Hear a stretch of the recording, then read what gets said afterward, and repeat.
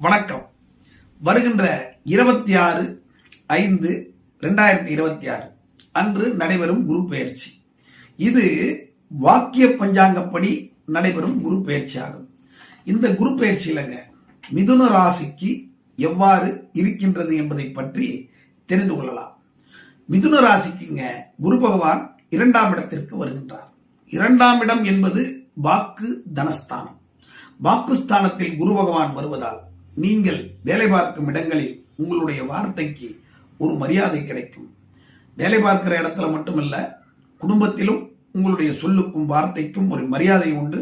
பொதுவான இடங்களில் எல்லாம் உங்கள் சொல்லுக்கு ஒரு மரியாதையானது உண்டாகும். குரு வரும் இடத்தை விட அவர் பார்க்கும் பார்வைக்கு பலன் அதிகம். அவருடைய சுப பார்வை மிதுன ராசிக்கு 6, 8, 10 ஆகிய இடங்களில் படுகின்றது.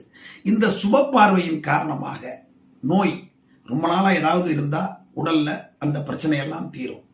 கடன் ஏதாவது பெரிய சிக்கல்ல இருந்தாலும் பொருளாதார மேம்பாடு ஏற்பட்டு கடன் பிரச்சனைகள் கண்டிப்பாக நிவர்த்தி ஆகும். இவையெல்லாம் 6, 8 பார்வையின் பலன்கள். 10ஆம் இடத்துல அவருடைய பார்வை படுதுங்க. 10ஆம் இடத்தில் தொழில் ஸ்தானம். இதில் படுவதால் வேலை செய்யும் இடங்களில் பதவி உயர்வு நிச்சயமாக உண்டாகும். பதவி உயர்வு மட்டுமல்ல, ஏதாவது தொழில மாற்றம் ஏற்படும். மாற்றம் ஏற்பட்ட அவற்றினால் உயர்வு நிச்சயமாக உண்டாகும். வியாபாரம் செய்பவர்களுக்கு, மாணவர்களுக்கு எல்லாவற்றிற்கும் இது சாதகமான பலன்களை கொடுக்கக்கூடிய நேரமாக இந்த குரு பெயர்ச்சி மிதுன ராசிக்காரர்களுக்கு அமையப் போகின்றது. உங்களுடைய சுயஜாதகம் வலுவாக இருந்தால் மேலும் பல நன்மைகள் நடக்கும். உங்களுடைய ஜாதகங்கள் பற்றிய விவரங்களை தெரிந்து கொள்ள டிஸ்கிரிப்ஷனில் என்னுடைய தொலைபேசி எண்ணை கொடுத்துள்ளேன்.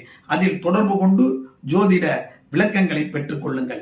SJ பக்தி மீடியாவை சப்ஸ்கிரைப் செய்து கொள்ளுங்கள்.